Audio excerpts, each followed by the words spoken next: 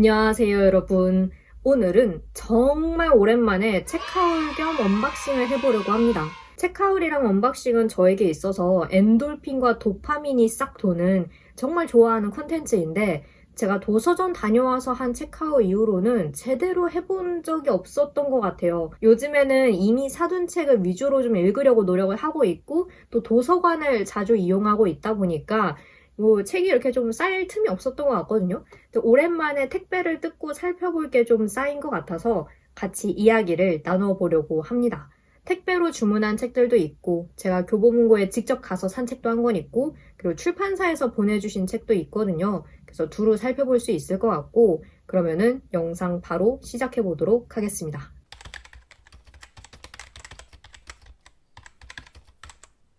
우선은 제가 교보문고에 직접 가서 산 책부터 살펴보도록 할게요. 교보문고 자주 이용하시는 분들은 아시겠지만 한 달에 딱 한 번만 다운받아서 쓸 수 있는 이 교환권, 바로 드림 혜택, 이런 것들이 좀 있거든요. 그래서 한 달에 한 번 그 혜택들을 싹 다운받아서 할인을 쫙 받아서 책을 한 권 사는 게 저의 낙 중에 하나인데, 이번 달에는 이 책을 샀습니다.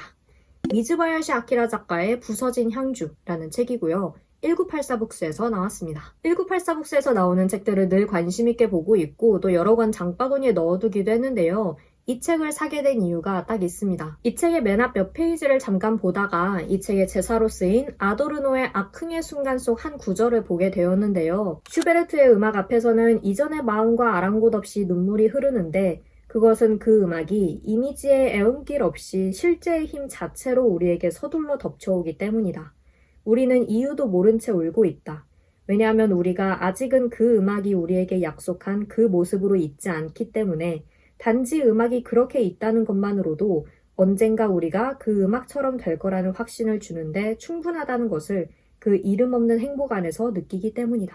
너무 아름답지 않나요? 왜냐하면 우리가 아직은 그 음악이 우리에게 약속한 그 모습으로 있지 않기 때문에 라는 이 부분이 제 마음에 그야말로 콕 박혀서 보자마자 마음을 뺏겼어요. 이게 이 책의 작가가 한 말은 아니지만 그래도 이 책의 제사로 쓰였다는 것은 이 책이 이 구절과 어떤 연관이 있는 이야기를 하거나 분위기가 비슷하거나 할 가능성이 크다라는 거잖아요. 그래서 샀습니다. 부서진 향주. 향주라는 단어가 좀 낯설어서 저도 이제 사전에서 좀 찾아봤는데, 차련악기의 울림통에 세운 음향을 전달하는 기둥이라고 하더라고요. 이 단어에서 알 수 있다시피 이 소설은 음악에 관한 소설입니다. 책 소개를 보면 한 소년이 아버지의 부서진 바이올린 조각을 간직한 채 성장하면서 현악기 제작자의 길을 걷고, 그러면서 음악과 예술의 아름다움, 그것이 지닌 힘, 아버지와의 시간 등을 깨닫고 또 되새기는 그런 이야기라고 하더라고요. 이때 전쟁이 남기고 간 상흔, 폭력, 이런 건 역시 소설에서 중요하게 다루어지는 것 같고, 이 소개를 아주 대략적으로라도 읽고 나서 아도르노의 아까 그 글을 다시 보면 우리가 아직은 그 음악이 우리에게 약속한 그 모습으로 있지 않기 때문에 라는 구절이 새삼 의미심장하게 다가올 수밖에 없는 것 같습니다. 뭔가 아름다운 글을 읽고 싶다라는 생각이 들 때마다 1984북스의 책을 살펴보게 되는 것 같아요. 기대를 정말 많이 하고 있는 책이고, 이번 겨울 시즌에 정말 차분한 마음으로 읽어보려고 생각을 하고 있습니다. 그래서 너무나 지금 아끼고 있는 그런 책이고요. 이제부터는 본격적으로 언박싱을 해보려고 하는데요. 그렇게 많지는 않지만 그래도 언박싱 자체를 오랜만에 하는 거라서 괜히 좀 두근거리고 그렇습니다. 영상에서 여러분이랑 같이 보려고 안 뜯고 며칠 동안 꾹 참고 있었거든요. 일단은 알라딘에서 주문한 것부터 뜯어보도록 하겠습니다. 제가 알라딘이랑 교보문고랑 예스24를 두루 이용하고 있는데요. 그때그때 적립금이나 혜택 같은 거 그런 상황들을 봐서 돌아가면서 주문을 하고 있습니다. 오랜만에 잡지를 샀습니다. 작가라는 곳에서 나오는 쿨투라라는 문예지라고 하고요. 2024년 11월호 한강 작가님 특집입니다. 쿨투라는 사실 이번에 처음 알게 된 잡지인데요. 제가 인스타그램을 보다가 어떤 분께서 이 잡지를 사신 거를 봤는데 마침 한강 작가님 특집이더라고요. 아니, 마침이라는 표현은 좀 안 어울린다. 그러니까 이제 노벨문학상 수상을 기념해서 한강 작가님 특집을 낸 거죠. 마침 저도 한강 작가님의 시집이랑 히라버 시간을 막 읽던 때여가지고, 그리고 또 앞으로도 한강 작가님의 책을 더 읽을 예정이기 때문에 이거는 사야겠다 생각을 해서 이번에 샀습니다. 그리고 이게 빨리 안 사면은 그대로 절판이 되어버릴 것 같더라고요. 제가 궁금해가지고 이제 이 쿨투라라는 잡지를 알라딘에 더 검색을 해봤는데, 가장 최신호 2권을 빼고는 지금 구할 수가 없게 나오는 것 같아가지고 이 2024년이 지나면은 이 11월호도 절판이 되려나 싶어서 얼른 샀습니다. 한강 작가님 특집이라서 뭐 절판이 안 될 수도 있지만 어쨌든 사고 보는 것이 좋을 것 같다. 이 책의 목차를 보면 굉장히 다양한 글이 실려 있습니다. 갤러리, 전시에 관한 것들도 있고요. 한강과 한국 문학의 시간 이동, 그리고 한강 문학의 진화, 채식주의자에서 작별하지 않는다까지 한강 작가님의 동화에 대한 글도 있고 제가 지금까지 한강 작가님의 책을 채식주의자, 작별하지 않는다, 그리고 소년이 온다, 히라버 시간, 그리고 시집 한 권 이렇게 읽었는데 늘 더 알고 싶다라는 생각을 해서 학술 자료들도 예전에 여러 편 다운을 받아놨었거든요. 근데 이번에 작가님의 노벨문학상 수상을 기념해서 이렇게 특집호도 나온 게 너무나 반갑고 또 이미 읽은 작품들도 다시 한번 더 깊이 알아보는 시간을 가져야겠다라는 생각을 해서 샀습니다. 노벨문학상 수상을 기념하는 어떤 그 기념이 되는 책을 책장에 한 권 꽂아두는 것도 독자로서는 하나의 축하 방식이 되지 않나라는 생각이 갑자기 들어서 이 잡지를 추천을 해드리고 싶고요. 비록 저는 아직 안 읽었지만 같이 읽어요. 다음으로 뜯어볼 것은 예스24에서 온 택배입니다. 제가 책을 3권 주문을 했는데요.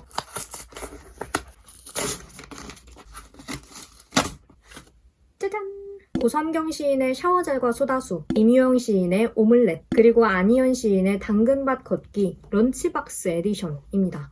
3권 모두 문학동네 시인선의 책들이고요. 여러분, 좋게 읽은 시집 1권과 읽고 싶어서 장바구니에 넣어둔 시집 2권이 한꺼번에 리커버 에디션으로 묶여 나올 확률이 몇이나 된다고 생각하십니까?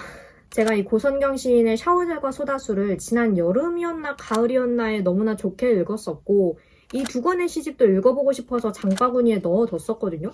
근데 이번에 이렇게 3권이 너무나 예쁜 표지로 리커버가 되어서 나왔다. 책 소개에 따르면 일상에서 쉽게 접할 수 있는 음식과 식재료를 담아낸 제목들은 평범해 보이는 삶의 이면으로부터 잠재된 가능 세계를 찾아내는 시적인 태도를 함축하고 있다. 라고 하는데요. 이 시집들의 제목에 대해서 각 시인께서 하신 말씀들이 함께 적혀 있었는데 샤워젤과 소다수를 쓴 고선경 시인은 한바탕 울고 난 다음의 기분, 울고 나서 깨끗이 세수를 할 때 여러 감정과 잡념 같은 게 함께 씻겨 내려가면서 느껴지는 가뿐함, 이거를 표현하고 싶으셨다고 해요. 그리고 오믈렛을 쓴 임유영 시인은 오믈렛은 어떤 재료를 첨가하고 얼마나 익히느냐에 따라 맛이 달라지는 유연한 음식이다.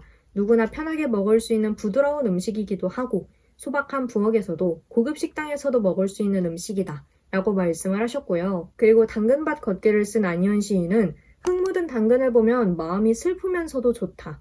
당근이 나의 식탁에 도착하기까지 몇 겹의 시간을 건너왔을까. 당근이 지닌 우주적 기운을 느낄 때면 이루 말할 수 없이 뭉클해진다 라고 말씀을 하셨어요. 각 시인께서 하신 이 말씀들이 이 시집들에도 녹아든 게 아닐까라는 생각을 하고 있고요. 저는 사실 책 제목이나 표지에 음식이 들어가 있으면 그냥 못 지나치는 편이거든요. 그래서 이번 리커버 에디션에 더욱 관심이 갔었죠. 근데 이거는 사실 시집이랑은 별 상관이 없는 내용이기는 한데 당근 케이크 맛있나요?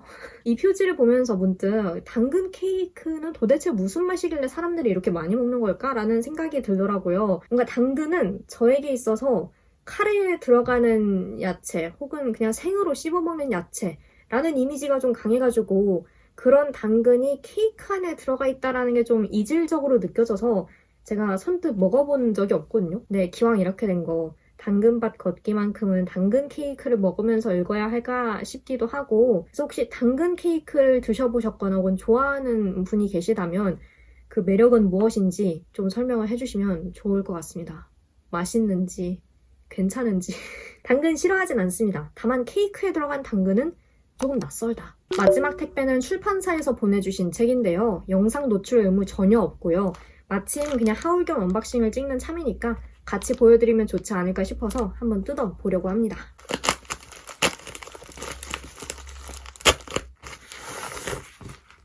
짜잔!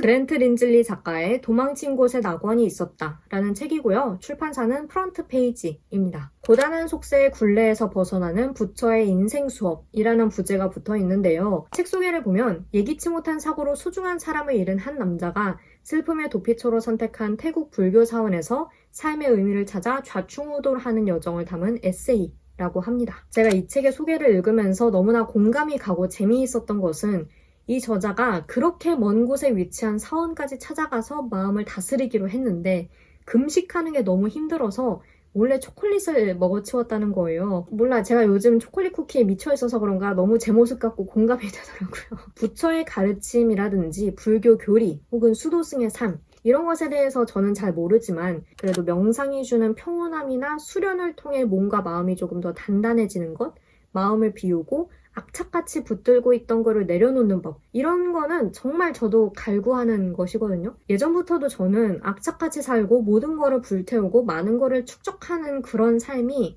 저와는 맞지 않을 뿐더러 제가 할 수 없는 일이기도 하다라는 거를 느끼기는 했지만 뭔가 요즘은 점점 그냥 그 모든 것에 질려가는 느낌이 들어서 그 자체가 제 안에서 또 하나의 번뇌가 되어가는 참이었어요. 왜 나는 그런 삶을 살지도 못하면서 지치는 거지?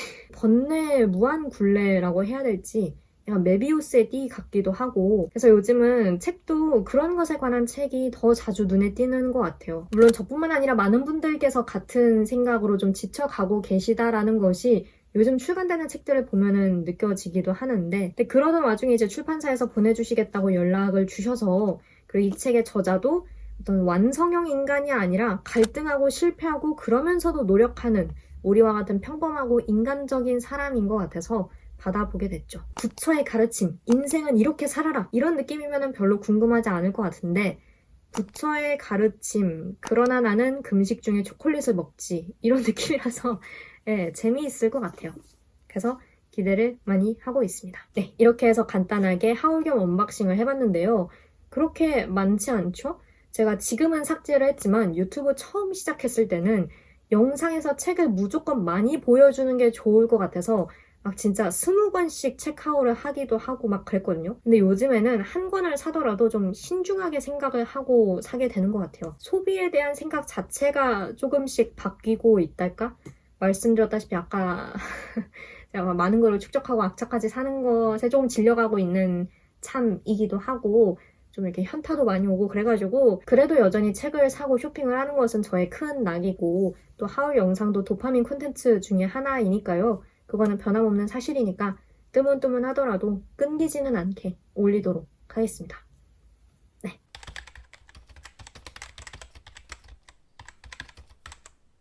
이제 진짜 12월입니다. 2024년이 끝나가고 있고 이제 슬슬 연말 콘텐츠를 준비해서 올려야 할 때가 된 것 같아요. 연말이 되면 늘 생각이 많아지고 또 싱숭생숭해지기는 하는데 그래도 열심히 읽고 촬영하고 편집해서 12월 끝까지 최대한 자주 찾아뵐 수 있도록 노력하겠습니다. 다들 따뜻하고 포근한 하루 보내시고요. 우리는 그럼 여기서 이만 인사를 나누도록 하죠.